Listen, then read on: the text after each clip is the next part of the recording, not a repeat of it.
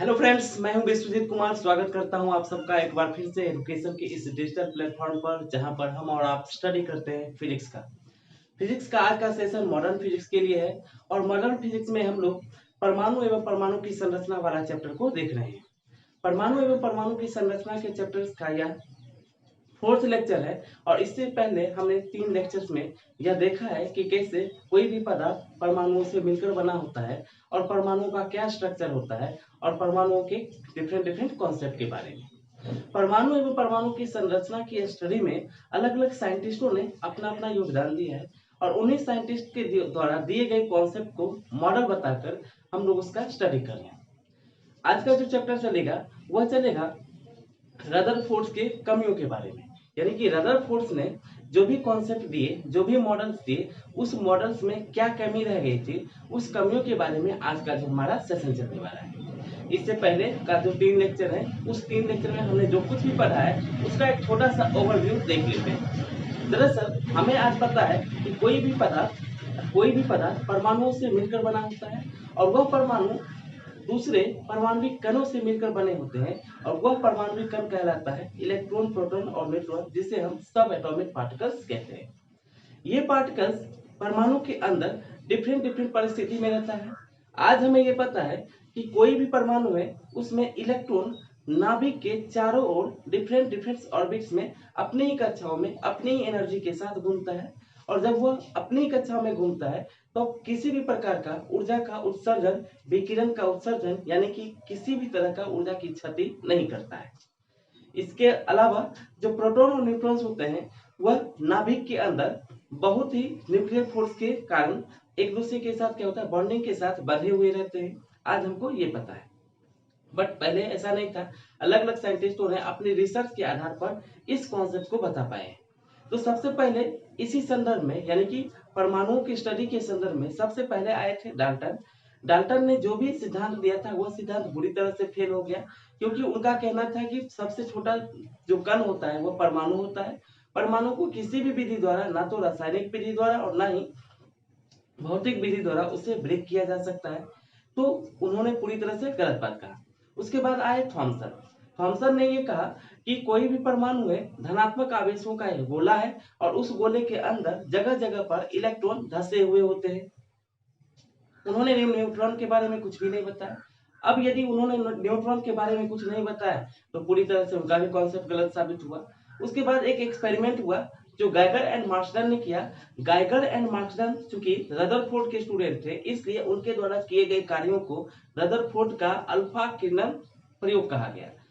Alpha किरण के प्रयोग से यह साबित हुआ कि परमाणु परमाणु इलेक्ट्रॉन और प्रोटॉन से मिलकर बने होते हैं। जहां प्रोटॉन बहुत ही छोटे स्पेस में धन आवेश के साथ केंद्रित रहते हैं, वहीं इलेक्ट्रॉन इस नाभिक के चारों ओर किसी भी कक्षा में घूम सकते हैं, ऐसा कहना था रदरफोर्ड का। बट रदरफोर्ड के द्वारा यह कहना बिल्कुल गलत साबित हुआ, क्योंकि इलेक्ट्रॉन नाभिक के चारों ओर वृत्तीय कक्षा में घूमता जरूर है, लेकिन किसी भी कक्षा में घूमता है ऐसा नहीं है। वह अपने निश्चित कक्षा में घूमता है, निश्चित ऊर्जा के साथ घूमता है, और जब निश्चित कक्षा में निश्चित ऊर्जा के साथ घूमता है तो वह किसी भी प्रकार की ऊर्जा का हानि नहीं करता है। जब वह किसी भी प्रकार का ऊर्जा का हानि नहीं करता है, यही कारण है कि वह अपनी कक्षा में निरंतर घूमते रहता है। ठीक, अब आते हैं रदरफोर्ड के मॉडल के बारे में कि रदरफोर्ड के मॉडल ने क्या कहा और उसमें क्या कमियां थी। तो रदरफोर्ड ने ये कहा, अपने एक्सपेरिमेंट के आधार पर उन्होंने बताया कि जितने भी परमाणु हैं उस परमाणु का अधिकांश भाग खाली होता है। ऐसा उन्होंने तब कहा जब अल्फा प्रकीर्णन प्रयोग से यह साबित हुआ कि अधिकांश अल्फा किरणें सीधे निकल जाती है, यानी कि वह विक्षेपित नहीं होती है। दूसरी बात उन्होंने कहा कि अधिकांश भाग भले ही खाली है, लेकिन इसका मतलब ये नहीं है पूरा का पूरा भाग खाली है। इसका मतलब यह है कि बहुत ही कम जगह पर एक धनावेशित कण भी मौजूद है परमाणु के अंदर। क्यों उन्होंने ऐसा कहा? उन्होंने ऐसा इसलिए कहा क्योंकि सभी लगभग मैक्सिमम किरणें 99.86% ऑफ अल्फा किरणें सीधे तो निकल गई, लेकिन कुछ परसेंटेज ऑफ किरणें सीधे नहीं निकले, बल्कि वह विक्षेपित हुआ। विक्षेपित होने का मतलब होता है कि कोई ना कोई उसको प्रतिकर्षित किया होगा। अगर कोई ना कोई उसको प्रतिकर्षित किया होगा तो कौन हो सकता है? अल्फा किरण धनात्मक आवेश वाली होती है, तो उसे धनात्मक आवेश ही क्या कर सकता है? प्रतिकर्षित कर सकता है। इसका मतलब यह है कि परमाणु के अंदर बहुत ही सूक्ष्म स्थानों पर कोई धनावेश है और उस धनावेश के कारण अल्फा किरणें प्रकीर्णित हो पा रही है। इसका मतलब है कि जो धनावेश परमाणु के अंदर बहुत ही सूक्ष्म जगह पर है वह कौन सा है, उसका नाम उन्होंने कहा नाभिक। यही नाभिक है जिसके अंदर प्रोटॉन होते हैं स्थिर। नेक्स्ट बात उन्होंने कहा कि अगर कोई किरणें प्रकीर्णित होती है तो कितने कोण पर कितने किरणों की संख्या प्रकीर्णित होगा, उसके लिए उन्होंने एक इक्वेशन दिया जिसमें बताया n प्रकीर्णित संख्या है और उसमें बताया कि z² बाय sin पर पावर 4 थीटा बाय z। उन्होंने इसका एक इक्वेशन दिया जहाँ के क्या है, एक नियतांक है, z क्या है, परमाणु संख्या है, थीटा क्या है, प्रकीर्णित एंगल है, यानी कि विक्षेपित कोण। किस विक्षेपित कोण पर कितने अल्फा किरणें प्रकीर्णित होगी, उस अल्फा किरणों की संख्या n है। ये बात उन्होंने कहा था। उसके बाद उन्होंने ये कहा कि इलेक्ट्रॉन नाभिक के चारों ओर वृत्तीय कक्षा में घूमता है। वृत्तीय कक्षा में घूमते हुए वह किसी भी कक्षा में घूम सकता है, यानी कि उसकी कोई भी त्रिज्या हो सकती है। ये बात बिल्कुल गलत साबित हुआ। रदरफोर्ड ने क्या कहा कि इलेक्ट्रॉन नाभिक के चारों ओर घूमते हुए किसी भी कक्षा में घूम सकता है। और जब इलेक्ट्रॉन नाभिक के चारों ओर वृत्तीय पथ पर घूमता है तो उनसे पूछा गया कि मुझे ये बताइए कि अगर ये परमाणु है, ठीक है, ये परमाणु का नाभिक है, यहाँ पर सभी प्रोटॉन यानी धनावेश हैं और यहाँ पर एक इलेक्ट्रॉन है, अगर यह इलेक्ट्रॉन नाभिक के चारों ओर घूम रहा है तो घूमने की बजाय यह इलेक्ट्रॉन क्योंकि ऋणात्मक आवेश है और यह नाभिक धनात्मक आवेश है, तो इलेक्ट्रॉन धन आवेश के पास क्यों नहीं चला आता, क्यों वो घूमता है। तो उन्होंने कहा कि ये चला आता, लेकिन चूंकि इलेक्ट्रॉन यह नाभिक के चारों ओर घूम रहा है, और घूमने के लिए इसको आवश्यक अभिकेंद्र बल की आवश्यकता होती है। और यह अभिकेंद्र बल कौन प्रोवाइड करता है, तो नाभिक और इलेक्ट्रॉन के बीच लगने वाला विद्युत आकर्षण बल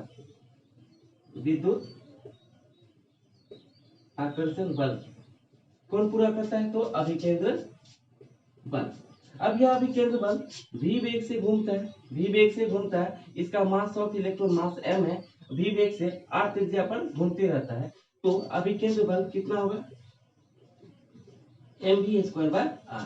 और यह mv²/r किसके द्वारा दिया जाएगा, तो विद्युत आकर्षण बल के कारण, जो कि होता है k q1 q2/r², यानी इनके बराबर होता है। ऐसा कहना था रदरफोर्ड का।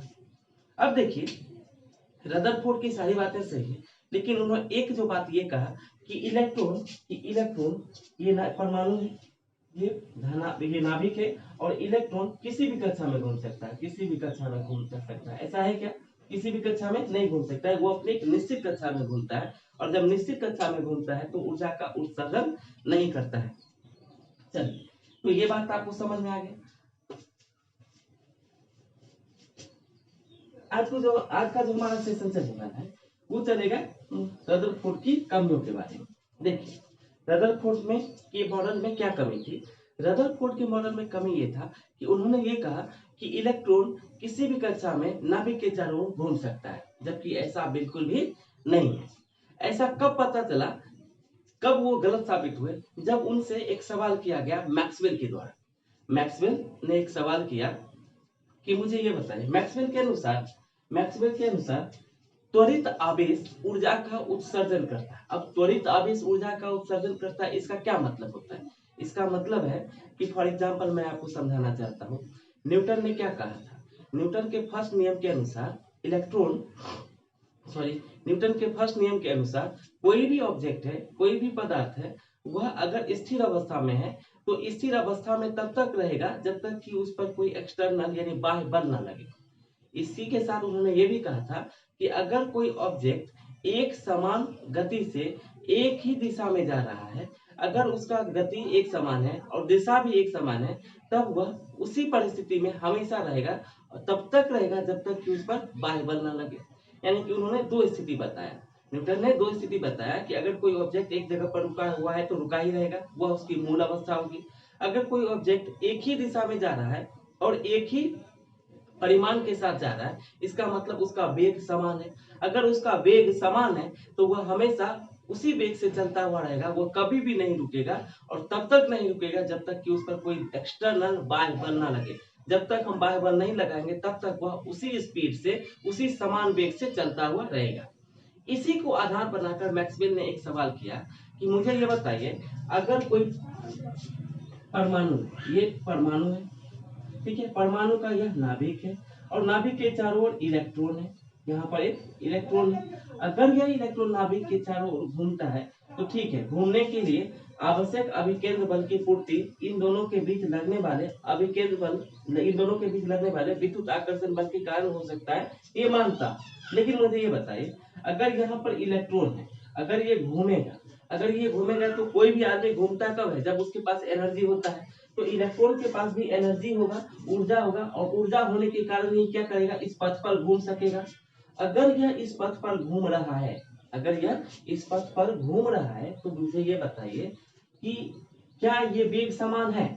मुझे ये बताइए, अगर यहाँ पर चाल एक समान हो भी जाए तो क्या डायरेक्शन एक समान कभी भी हो सकता है? यानी कि वृत्तीय पथ पर हर कंडीशन में, वृत्तीय पथ पर हर कंडीशन में इलेक्ट्रॉन का डायरेक्शन बदल रहा है, इलेक्ट्रॉन के घूमने की दिशा बदल रही है।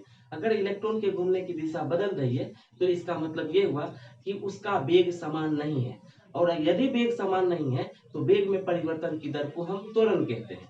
अगर त्वरण है तो या तो एक्सेलरेटेड होगा या फिर डी एक्सेलरेटेड होगा, यानी कि या तो त्वरित होगा या तो मंडित होगा। अगर आपका इसके पास ऊर्जा है, ठीक है, इसके पास ऊर्जा है और यह ऊर्जा त्वरित है, यह सॉरी, इसके पास ऊर्जा है और ये जो घूम रहा है वह त्वरित है, वह क्या है, त्वरित है। तो इसके पास जो भी आवेश है वह त्वरित आवेश से घूम रहा है। अगर यह त्वरित आवेश से घूम रहा है तो इसका मतलब ये क्या है, इसका वेग बदल रहा है। अगर इसका वेग बदल रहा है, अगर वेग बढ़ रहा है तो कोई ऊर्जा दे रहा होगा, और यदि वेग घट रहा है तो इसका मतलब इसके ऊर्जा की क्षति हो रही होगी। तो यही बताया मैक्सवेल ने रदरफोर्ड से एक सवाल किया कि मुझे ये बताइए कि इलेक्ट्रॉन अगर इस नाभिक के चारों ओर घूम रहा है तो इलेक्ट्रॉन का जो वेग है वह समान नहीं है, इलेक्ट्रॉन का वेग समान नहीं है। अगर इलेक्ट्रॉन का वेग समान नहीं है तो इस वेग में परिवर्तन की दर को हम त्वरण कहते हैं। इसका मतलब इसकी जो गति है ना वह त्वरित गति है, और त्वरित गति के दो ही कंडीशन हो सकते हैं, या तो वेग, या तो उसका वेग कंटिन्यूअसली बढ़ता रहेगा या तो उसका वेग घटता रहेगा। अगर उसका वेग बढ़ रहा है इसका मतलब कोई उसको एनर्जी दे रहा है, और दे रहा है तभी उसकी स्पीड यानी कि उसका वेग बढ़ता जा रहा है, उसका उसकी स्पीड बढ़ती है, उसका त्वरण बढ़ता जा रहा है। अब यदि घट रहा है तो इसका मतलब इसका त्वरण घटता जा रहा है। अब यदि त्वरण घटता जा रहा है इसका मतलब इसके पास जो भी ऊर्जा था ऊर्जा की क्षति हो रहा है, और ऊर्जा की क्षति अगर हो रहा है तो एक कंडीशन क्या होगा, धीरे धीरे अभी तो ये r1 त्रिज्या पर, फिर उससे कम वाले त्रिज्या पर इस तरह से घूमते जाएगा, घूमते जाएगा, घूमते जाएगा, घूमते जाएगा। एक कंडीशन ऐसा आएगा कि ये इसमें आकर क्या हो जाएगा, समा जाएगा, और ये पूरा परमाणु नष्ट हो जाएगा, यह पूरा परमाणु नष्ट हो जाएगा, यानी इनका अस्थायित्व खत्म हो जाएगा, ये अस्थायी हो जाएंगे, यह नष्ट हो जाएगा। अगर ऐसा हुआ तो पूरी सृष्टि खत्म हो जाएगा। हर एक वो चीज जिससे मिलकर बना है परमाणु, तो हम पता है पदार्थ क्या होता है, यानी कि दुनिया का हर चीज परमाणुओं से मिलकर बना होता है, और यदि परमाणु इसी तरह से खत्म होते गए तो फिर तो पूरी सृष्टि ही खत्म हो जाएगी। जबकि ऐसा नहीं, पूरी सृष्टि है, परमाणु अस्थायी होता है। तो रदरफोर्ड से पूछा गया कि क्या ये अस्थायी होगा, तो इसके बारे में उन्होंने कोई जवाब नहीं दिया, यानी कि वो रदरफोर्ड ने परमाणु के अस्थायित्व की व्याख्या नहीं कर पाए। तो आइए देख लेते हैं मैक्सवेल का सिद्धांत क्या कहता है। मैक्सवेल क्लासिकल थ्योरी इसको बोलते हैं, क्लासिकल थ्योरी।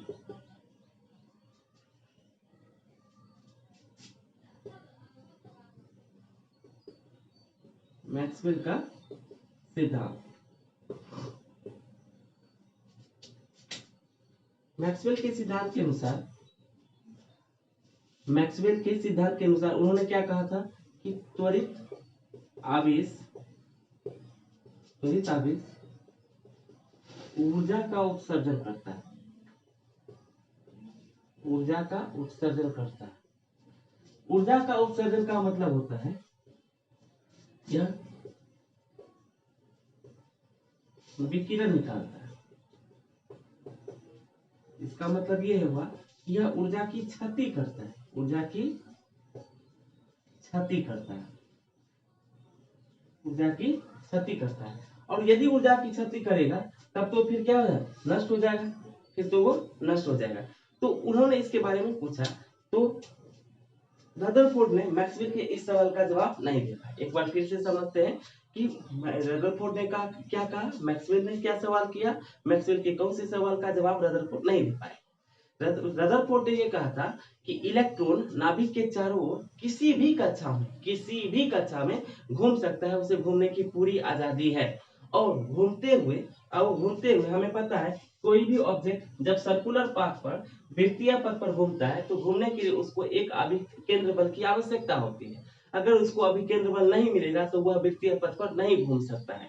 अगर यहाँ इलेक्ट्रॉन नाभिक के चारों ओर घूम रहा है वृत्तीय पथ पर, तो घूमने के लिए इसको अभिकेंद्र बल कौन देगा, तो इसको अभिकेंद्र बल नाभिक और इलेक्ट्रॉन के बीच लगने वाला विद्युत आकर्षण बल देगा। हमको पता है अभिकेंद्र बल क्या होता है, अभिकेंद्र बल होता है mv²r, जहाँ m क्या है, मास ऑफ इलेक्ट्रॉन, यहाँ पर जो ऑब्जेक्ट घूम रहा है मास ऑफ इलेक्ट्रॉन, v क्या है उसकी स्पीड, और ये r क्या है, दोनों के बीच की ये त्रिज्या r है, ठीक है। और इतने के बराबर अभिकेंद्र बल हमको मिलेगा। और यह अभिकेंद्र बल की पूर्ति कौन देगा, तो इन दोनों के बीच लगने वाला विद्युताकर्षण बल। विद्युताकर्षण बल कितना होता है, k q1 q2/r², जहाँ q1 कौन है, नाभिक के पास कितना है, Ze आवेश है, और इसके पास इलेक्ट्रॉन के पास क्या है, E आवेश है, और दोनों के बीच r² है, ये r² डिस्टेंस है, ठीक। ये बात उन्होंने कहा था। तो अब ये बात रदरफोर्ड ने कहा। अब रदरफोर्ड के इस सवाल का जवाब पाने के लिए मैक्सवेल ने उनसे ये सवाल किया कि मुझे ये बताइए कि दुनिया का हर ऑब्जेक्ट यदि त्वरित आवेश है तो त्वरित आवेश क्या होगा, ऊर्जा का उत्सर्जन करेगा। अगर त्वरित आवेश ऊर्जा का उत्सर्जन करेगा तो उसकी ऊर्जा धीरे धीरे घटती जाएगी। अगर धीरे धीरे उसकी ऊर्जा घटती जाएगी तो एक समय ऐसा आएगा कि उसकी ऊर्जा खत्म हो जाएगी। और यह इलेक्ट्रॉन जो कि इतने आर पर घूम रहा है, धीरे धीरे इसका आर घटते जाएगा, और एक समय ऐसा आएगा कि इसका आर शून्य हो जाएगा, और ये इलेक्ट्रॉन नाभिक के पास आकर क्या हो जाएगा, खत्म हो जाएंगे, यानी अपने आप को नष्ट कर लेंगे, पूरी परमाणु ही नष्ट हो जाएगी। अगर पूरी परमाणु ही नष्ट हो गया तो फिर एग्जिस्टेंस ही खत्म हो गया, यानी कि परमाणु अस्थायी नहीं है। लेकिन परमाणु तो अस्थायी होते हैं। यह पूरी सृष्टि या पूरी हम और आप सब कुछ, पूरी ऑब्जेक्ट किससे मिलकर बना है, परमाणु से मिलकर बना है। इसका मतलब आप ये बताइए, आपके अनुसार तो परमाणु खत्म हो जाना चाहिए, लेकिन परमाणु खत्म नहीं हो रहा है, परमाणु है। तो आप बताइए कि इसके अस्थायित्व के बारे में आपका क्या कहना है। रदरफोर्ड इसके बारे में कोई जवाब नहीं दे पाए, ठीक है।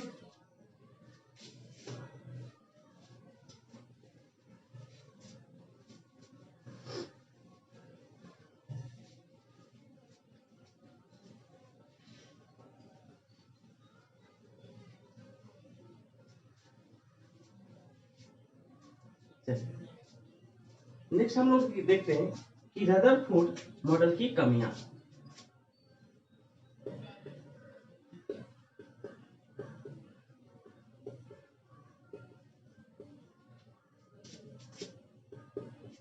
Drawbacks of Rutherford's model.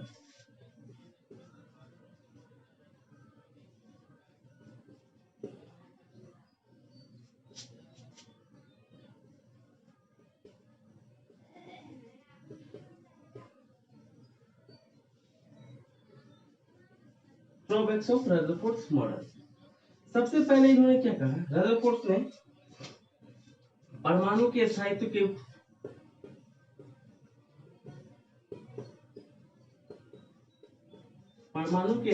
की व्याख्या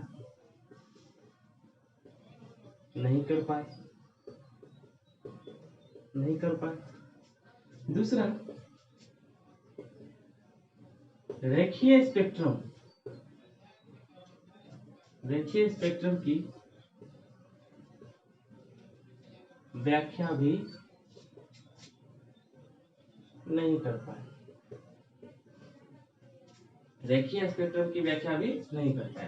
अब जरा समझते हैं रेखीय स्पेक्ट्रम है क्या। देखिए, ये एक गैस है, इस गैस को ऊर्जा दिया गया, यानी इसको क्या किया गया, हीट किया गया। इस गैस को जब हीट किया गया तो हीट करने से क्या होगा, यह गैस कुछ ऊर्जा का अवशोषण करेगा, कुछ हीट का अवशोषण कर। अब इसको हीट दिए कैसे, तो इलेक्ट्रिक शॉक से दिए, इलेक्ट्रिक शॉक दो या किसी भी अन्य मेथड द्वारा इस गैस को हीट दिया और हीट देने से इसके पास एनर्जी आ गया क्योंकि इसने उस ऊर्जा का अवशोषण किया। तो क्या करेगा, ये ऊर्जा का अवशोषण करेगा। ऊर्जा का अवशोषण करने के बाद होगा क्या, देखिए यहाँ यह इस गैस का यह परमाणु है, यह नाभिक है, यह क्या है नाभिक है और ये क्या है परमाणु। ठीक है, ठीक है। इसके चारों ओर इलेक्ट्रॉन घूम रहे हैं, यहाँ भी इलेक्ट्रॉन है। ठीक है, अब यह इलेक्ट्रॉन घूम रहा है। अभी यह इसका मूल स्टेट है, यानी ये गैस है, अभी इसका यह मूल स्टेट है। जब आप इसको ना हीट देंगे तो हीट देने से क्या होगा, ये यहाँ से चला कर यहाँ चलाएगा। अब पहले तो हीट देंगे, हीट देने के बाद क्या होगा, ऊर्जा का अवशोषण करेगा और जब ऊर्जा का अवशोषण करेगा तो ये तुरंत कहाँ चला जाएगा, यहाँ चला जाएगा, यानी कि अपनी मूल अवस्था से उत्तेजित अवस्था में चला गया है। अगर अपनी मूल अवस्था से उत्तेजित अवस्था में चला गया है तो यहाँ जो ऊर्जा है और यहाँ जो ऊर्जा है, इन दोनों के बीच जो ऊर्जा का अंतर है, उस अंतर के बराबर इसको एनर्जी मिला होगा और यहाँ पर चला जाएगा। अब चूंकि इस इलेक्ट्रॉन का मूल अवस्था ये है, लेकिन ऊर्जा पाकर ये उत्तेजित अवस्था में चला गया है और यहाँ पर इसकी कोई स्थान नहीं है, तो इसलिए इसको यहाँ से वापस आना पड़ता है और यहाँ पर यह 10⁻⁻8 सेकेंड से ज्यादा नहीं रह पाता। जब इलेक्ट्रॉन को, इस इलेक्ट्रॉन को ऊर्जा मिला, ऊर्जा मिलने के बाद यह अपनी मूल अवस्था से उत्तेजित अवस्था में चला गया। क्योंकि ये उत्तेजित अवस्था इस इलेक्ट्रॉन की मूल अवस्था नहीं है, इसलिए इसको वापस आना होगा और यह कितने समय में आ जाता है, तो 10⁻⁸ सेकेंड में वापस आ जाता है। और जब वापस आता है तो जितना एनर्जी लिया था ना, वो एनर्जी रिटर्न करना होता है, वापस करना होता है। तो जो एनर्जी ये रिटर्न करेगा वह एनर्जी विकिरण के रूप में फिर उत्सर्जित हो जाएगी, तो वह फिर क्या हो जाएगा, उत्सर्जन हो जाएगा। अब ऊर्जा का अवशोषण किया 10⁻⁸ सेकेंड के बाद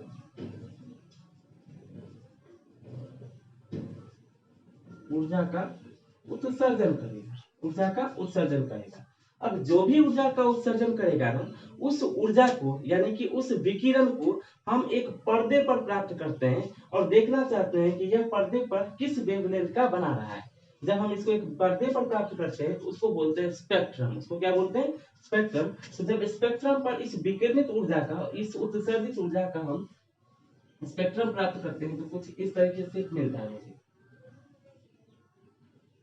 ये देखिए, मान लीजिए ये स्पेक्ट्रम है, इस स्पेक्ट्रम पर ये है,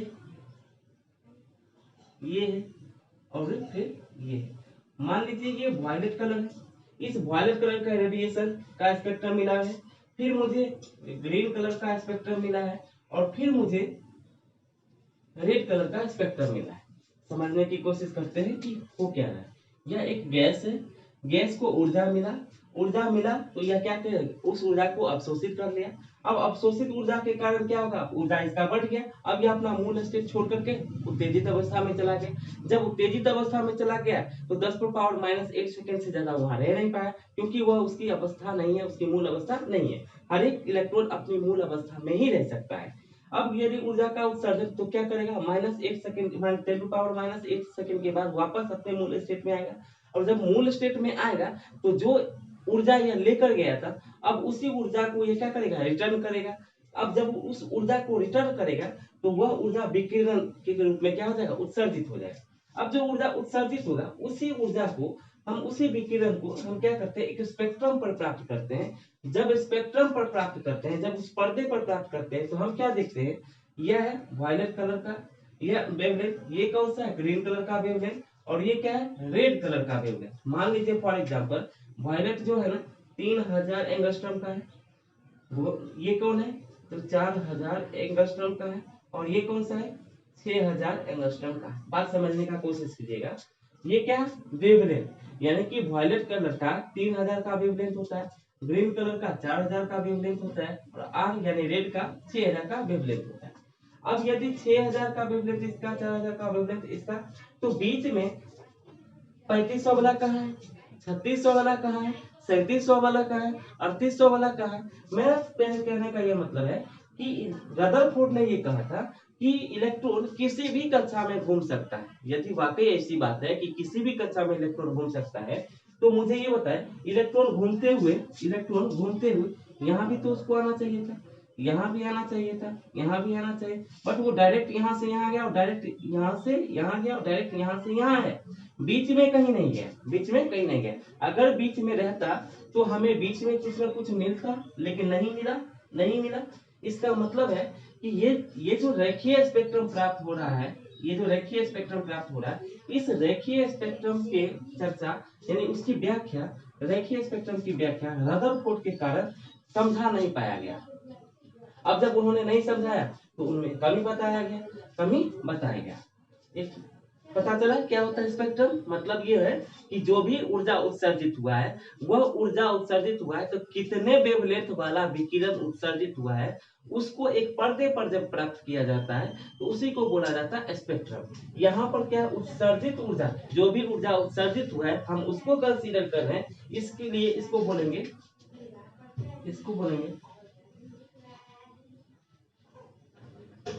उत्सर्जन स्पेक्ट्रम, इसको बोलेंगे उत्सर्जन स्पेक्ट्रम। क्योंकि उत्सर्जन स्पेक्ट्रम पर ये जो लकीर दिख रहा है, ये जो रेखाएं दिख रहा है, यह स्पेक्ट्रम रेखाएं कॉन्टिन्यूअस नहीं है, लगातार नहीं है, कुछ है उसके बाद फिर गैप है, फिर कुछ है उसके बाद फिर गैप है, फिर कुछ है। इसे ही बोला जाएगा असतत स्पेक्ट्रम, यानी कि डिसकंटिन्यूअस स्पेक्ट्रम। ठीक है, बात समझ में आ रहा है? कोशिश कीजिए बात समझने का, तो बिल्कुल बात समझ में आएगा। उसके बाद इसी को एक तौर पर देखिए, मान लीजिए यह एक गैस है, इसी गैस को श्वेत प्रकाश में गुजारते हैं। जब इस गैस को श्वेत प्रकाश से गुजारते हैं या श्वेत प्रकाश को इस गैस से होकर गुजारते हैं, तब देखिए होता क्या है, ये भी कुछ ऊर्जा का अवशोषण कर लेता है और बाकी ऊर्जाओं का उत्सर्जन करता है। तो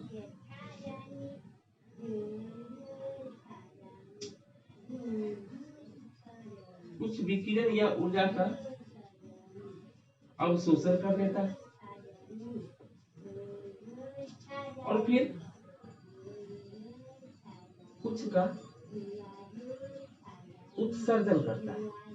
यहाँ ध्यान देने वाली बात यह है कि जिस ऊर्जा का यह उत्सर्जन करता है वह ऊर्जा इसमें नहीं होता है, यानी कि जो ऊर्जा इसमें है, इस ऊर्जा को इसने अवशोषित कर लिया है और जिसको अवशोषित नहीं कर पाया उसको इसने स्पेक्ट्रम पर दिखाया है।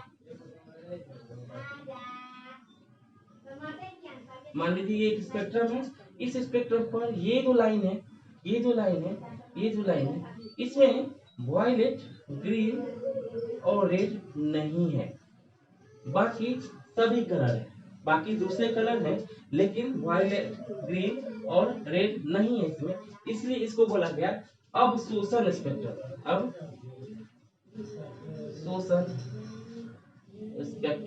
यह क्या है? अवशोषण स्पेक्ट्रम। अवशोषण एक बार फिर से समझ लेते हैं। रदरफोर्ड में क्या कमी था? रदरफोर्ड ने परमाणु के अस्थायित्व की व्याख्या नहीं कर पाए, जबकि परमाणु अस्थायी होता है। मैक्सवेल ने सवाल किया, मैक्सवेल के कॉन्सेप्ट के अनुसार इलेक्ट्रॉन घूमते आते, नाभिक के पास चले आते, उसके बाद क्या होता है, पूरी परमाणु को ही नष्ट कर देते। और यदि परमाणु नष्ट हो गया, इसका मतलब यह है कि पूरी सृष्टि खत्म हो गई, बट ऐसा नहीं है। तो इस तरह से उसकी व्याख्या रदरफोर्ड नहीं किया। दूसरी बात, जब किसी भी गैस को यानी किसी भी ऑब्जेक्ट का जब स्पेक्ट्रम प्राप्त किया गया, तो स्पेक्ट्रम में हमेशा ये देखा गया कि जो स्पेक्ट्रम पर लाइनें आती है ना, वो लाइनें हमेशा कुछ ना कुछ गैप लेकर आते हैं, यानी कि लगातार नहीं होता। अगर लगातार होता इसका मतलब ये होता कि इलेक्ट्रॉन किसी भी कक्षा में घूम रहा है, बट इलेक्ट्रॉन किसी भी कक्षा में नहीं घूम रहा, वो क्या एक निश्चित कक्षा में घूम रहा है, और निश्चित कक्षा में घूमने के कारण ही हमारा जो ये स्पेक्ट्रम मिल रहा है वो क्या है, कुछ गैप लेकर आई। पहले इस कक्षा में होगा कुछ, उसके बाद यहाँ नहीं होगा, उसके बाद कुछ दूसरी यहाँ पर होगा, फिर यहाँ नहीं होगा, फिर यहाँ पर, इस तरह से वो होता है। ठीक है, तो इसको बोला गया उत्सर्जन स्पेक्ट्रम, इसको बोला गया अवशोषण स्पेक्ट्रम। यहाँ भी क्या है, कंटिन्यूअस नहीं है, तो इसे भी हम बोलेंगे असतत। क्या बोलेंगे? असतत स्पेक्ट्रम। इसे भी हम बोलेंगे असतत स्पेक्ट्रम। उम्मीद करता हूँ कि ये बात आपको समझ में आ गई हो। नेक्स्ट हम लोग करने वाले हैं कि जब मैक्सवेल ने रदरफोर्ड से ये सवाल किया, तो रदरफोर्ड इस सवाल का जवाब नहीं दे पाए। तो फिर इसके बाद रदरफोर्ड के इस मॉडल को बहुत ही गहन स्टडी यानी 1 साल तक गहन स्टडी किया गया और स्टडी करने के बाद एक साइंटिस्ट आए, नाम था निल्स बोर। बोर ने ये देखा कि आखिर ऐसा कैसे हो सकता है। परमाणु अस्थायी तो होते हैं, लेकिन यांत्रिकी के अनुसार इलेक्ट्रॉन घूमते घूमते आता है, यहाँ पर खत्म हो जाता है। लेकिन उन्होंने ऐसा नहीं सोचा, उन्होंने डिफरेंट तरीके से सोचा। उन्होंने ये सोचा कि ये जो कॉन्सेप्ट है, ये जो कॉन्सेप्ट है, ये कॉन्सेप्ट पूरी तरह से क्लासिकल फिजिक्स के अंतर्गत आता है।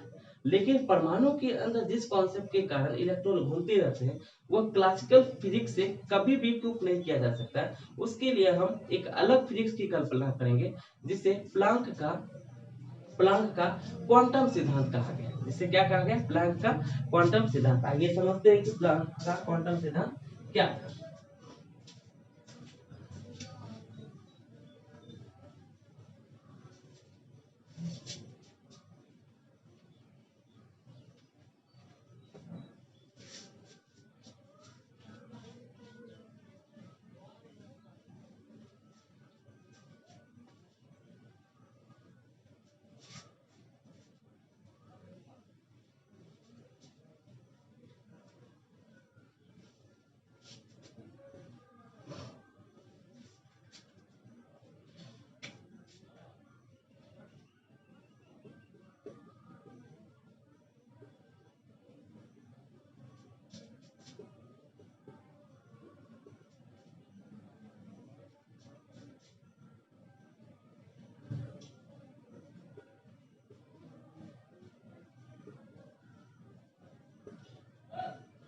Bohr's postulates. रदरफोर्ड के एक्सपेरिमेंट को 1 साल तक गहन स्टडी करने के बाद निल्स बोर ने यह कहा कि मैक्सवेल का उस सवाल का जवाब देने में वो सक्षम हो पाए कि मैक्सवेल ने ये कहा था कि इलेक्ट्रॉन नाभिक के चारों ओर घूमते रहता है और जब घूमता है तो उसकी गति त्वरित होती है और त्वरित गति ऊर्जा की क्षति करता है और यही कारण है कि ऊर्जा की क्षति करते करते इलेक्ट्रॉन एक समय ऐसा आएगा कि उसका रेडियस घटता जाएगा और रेडियस घटते घटते क्या होगा, इलेक्ट्रॉन नाभिक में के अंदर आकर समा जाएंगे और पूरी परमाणु नष्ट कर देंगे। तो इसी सवाल का जवाब देने के लिए निल्स बोर आए और बोर ने कहा कि ऐसा नहीं है। मैक्सवेल जिस फिजिक्स की बात कर रहे थे, जिस कॉन्सेप्ट की बात कर रहे थे, वो कॉन्सेप्ट क्लासिकल फिजिक्स के अंतर्गत आता है और वह उन चीजों पर लागू होता है जिससे हम लोग बहुत ही आसानी से एक्सपीरियंस कर पाते हैं। लेकिन वो चीजें जो बहुत ज्यादा छोटे हैं, वो चीजें जिनकी स्पीड बहुत ही ज्यादा है, तो इन सब चीजों का गहन स्टडी करने के लिए क्वांटम फिजिक्स है। और क्वांटम फिजिक्स क्लासिकल फिजिक्स से थोड़ा सा डिफरेंट है और फिजिक्स की सारी यानी कि क्लासिकल फिजिक्स की सारी कॉन्सेप्ट क्वांटम फिजिक्स में लागू ही नहीं होता है। और जब लागू ही नहीं होता है तो इस कॉन्सेप्ट को उन्होंने क्या बताया कि क्लासिकल फिजिक्स, मैक्सवेल का क्लासिकल फिजिक्स परमाणु के अध्ययन में कारगर नहीं है। इसके लिए चाहिए हमको प्लैंक का क्वांटम सिद्धांत। प्लैंक के क्वांटम सिद्धांत के अनुसार उन्होंने यह स्टडी किया और बहुत सारे एक्सपेरिमेंट करने के बाद इस ऑब्जर्वेशन पर आए और ऑब्जर्वेशन को देखते हुए उन्होंने एक मॉडल दिया जिसको बोला गया कि बोहर्स पोस्टुलेट्स यानी बोर का परमाणु मॉडल। बोर के परमाणु मॉडल में क्या कहा गया? बोर के परमाणु मॉडल में यह कहा गया कि इलेक्ट्रॉन नाभिक के चारों ओर घूमते हैं। यस, डेफिनेटली नाभिक के चारों ओर घूमते हैं। तो क्या क्या उन्होंने कहा उसको एक एक करके लिख लेते हैं। पहला तो उन्होंने ये कहा कि परमाणु 10⁻⁻10 मीटर त्रिज्या 10⁻⁻10 मीटर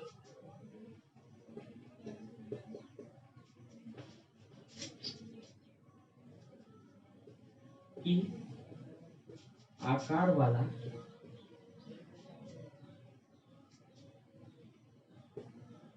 एक गोला है जिसमें बहुत ही सूक्ष्म स्थानों पर सभी धनावेश तथा द्रव्यमान केंद्रित होता है केंद्रित होता है उसे नाभिक कहते हैं, उसे नाभिक कहते हैं। उसके बाद उन्होंने ये कहा कि परमाणु के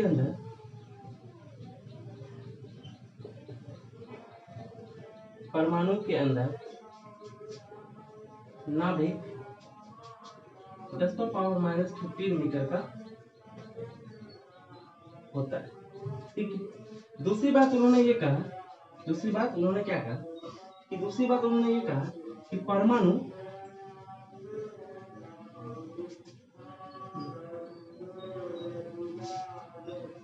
के अंदर इलेक्ट्रॉन नाभिक के चारों